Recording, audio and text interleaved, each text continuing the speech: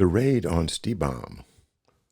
I never heard of Stibam until I read this book, but Stibam was the hub for the drugs and arms network. It was in Milan, Italy, and we'll read more about it in Chapter 17 of Operation Gladio by Paul L. Williams.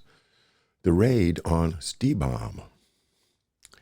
But the damage had been done. Palermo and his investigators now turned their attention to Stibam and the day-to-day activities of Henri Arsan. They began to receive reports from Ugur Mumku that served to confirm their suspicions. The Stibam pipeline flowed from Bulgaria to Sicily, and it remained protected by some very powerful individuals, including Szymon and NATO officials. By keeping Stibam under his watchful eye throughout 1981, Palermo could verify that this seemingly innocuous shipping company had shipped more than 4,000 kilos of pure heroin into markets throughout Europe and the United States. The net worth of these shipments was $400 billion. Making inquiries to the CIA, Palermo was told that Arsan should not be taken into custody since he worked undercover for the U.S. Drug Enforcement Administration. The magistrate opted to ignore this disinformation and ordered a raid on Stibam's headquarters in Milan on November 23, 1982. The raid resulted in the arrest of Arsan and 200 of his leading accomplices in arms trafficking. And here's a list of them. I'll read some. Glauco Partel, the director of a research center in Rome and an agent of the U.S. National Security Agency, worked with Propaganda Due in providing Exocet missiles to the Argentine government during the Falklands War. Even more alarming was the finding that Partel was involved in the sale of 3 atomic bombs to an unnamed Arab country. Colonel Massimo Pugliese, a former SID official, negotiated the sale of weapons to the Middle East with Szymon head, and Szymon is Italy's military intelligence, with Szymon head General Santovito. A prominent P2 member, the colonel worked with the CIA in developing and selling a secret superweapon called the, quote, death ray, unquote. We have to investigate a little more about that. That's interesting. Stibam records showed that Pugliese kept in close contact with the Reagan administration through actor Rossano Brazzi.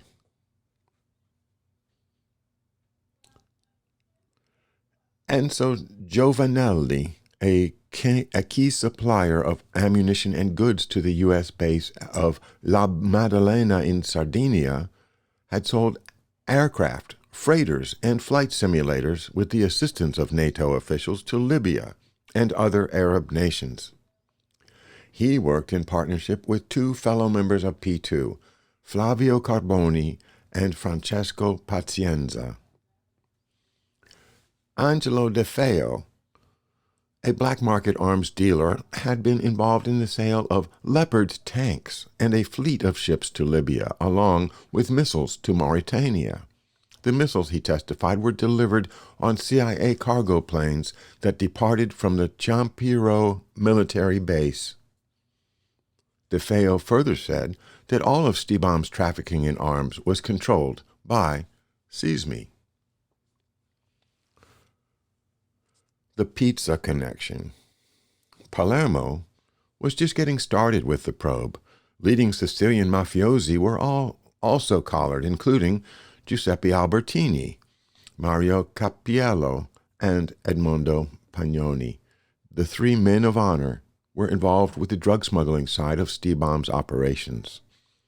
With the arrests, Palermo learned that Arsan had imported 20 kilos of morphine base every month for processing by Sicilians in their laboratories. The refined heroin, Palermo realized, was being shipped to Miami, Baltimore, Philadelphia, New York, and other U.S. ports of call. where it was combined with other drug deliveries to create the Gambino crime family's, quote, pizza connection, unquote. Palermo further discovered that a great deal of the arms had been sent by Stibam to Skandaron, a small Syrian enclave that was occupied by Turkey. Based on the testimony of the suspects in custody, Palermo issued an arrest warrant for General Santovito, the head of SISMI.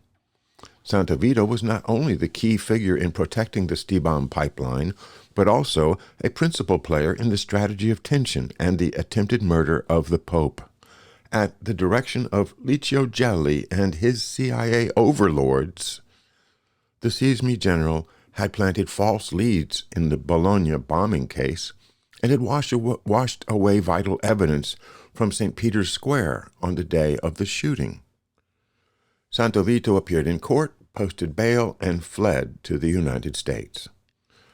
Coaxed by the CIA to return and face charges, the general returned to Italy, no doubt believing that no harm could befall him since he was a steadfast military official who had devoted his life to the fight against communism. Santovito was placed in a holding cell, where he was found dead under mysterious circumstances. He had dropped dead immediately before his scheduled interrogation by Italian detectives. No autopsy was conducted. In 1983, the same strange jailhouse fate befell Henri Arsan. The Stibam executive was discovered on the floor of his cell in the prison of San Vittore. His eyes were bulging from their sockets, his lips bright purple, and his skin was an ashen shade of gray. No autopsy was conducted. His jailers merely announced that he had died of a heart attack. After the mysterious deaths of Arsan and Santovito, Palermo relocated to Sicily in order to continue his probe into the relationship of the Sicilian mafia to the Arms for Drugs network. Shortly after opening his office within the House of Justice in Trapani, a car loaded with TNT exploded along the side of the highway through Pizzolungo. It was set to detonate just as the judge passed by, traveling from his house in Bonaggia to Trapani in an armored Fiat 132. The explosion toppled the car, severely injuring Palermo and several of his bodyguards. The blast also blew apart a Volkswagen Scirocco, killing Barbara Rizzo Asta, 30 years old, and her twin sons. In the wake of this incident, Palermo resigned from the judiciary. Despite his retirement, Palermo continued to pore over the confiscated documents from Stibam, looking for missing clues that might explain the creation of the shipping company that specialized in arms and drugs and the mysterious deaths of those who could provide telling details about its operation. He noticed that the initials TGS, signifying a major figure in the arms and drugs network, kept appearing again and again. Years later, the judge finally realized that the recurring initials stood for Theodore G. Shackley, the former deputy director of the CIA, who had been in charge of all covert operations. After the raid on Stibam, the CIA created new shipping companies to perpetuate their drugs for arms trade. Olivine and Olivine International were set up in Scotland and Israel by Terence Charles Byrne, BYRNE, an American arms dealer, at the request of CIA Director William Casey. One of the first shipments from these firms was made to the Ayatollah Khomeini in Iran as a part of the October Surprise promise. It's really hard to read this stuff and imagine, American people giving arms to the enemy, and they do it over and over and over again. And This is not something I can just read and not comment on. It is horrifying. The shipment contained long-range artillery as well as electronics that the mullah used in his war against Iraq. Another shipment contained 3 large flasks of radioactive cesium, which were sent to Denmark, and from there exported to Portugal and onward via Cyprus and Israel to Iran. Within 3 years of the raid, 120 additional shipping operations had been set up in coastal cities throughout Europe. In addition to the refineries in Sicily, hundreds of heroin kitchens were set up throughout Turkey, including Baskale, half an hour from the border with Iraq. New routes were opened throughout the Balkans, along with hotels, restaurants, and brothels to accommodate the smugglers. Rural hovels such as Lis, Van, and Gaziantep gave rise to smugglers' nests and sudden prosperity. Heroin became a $400 billion business with 200 million users throughout the world. The CIA's share of this business was used to finance the Mujahideen in Afghanistan, the guerrilla forces in Angola, the Contras in Nicaragua, the puppet regimes in South America, and the death squads in El Salvador. Paul E. Hellawell's brainstorm had produced an intelligence agency with seemingly limitless funds for seemingly endless operations. The Golden Triangle was now producing 80% of the world's opium supply. At the end of 1982, the DEA had evidence of over 40 heroin syndicates and 200 heroin laboratories operating in Pakistan. The CIA deposited a large share of its profits from these operations in the Shackley Trading Company in Lebanon, that's Shakkarchi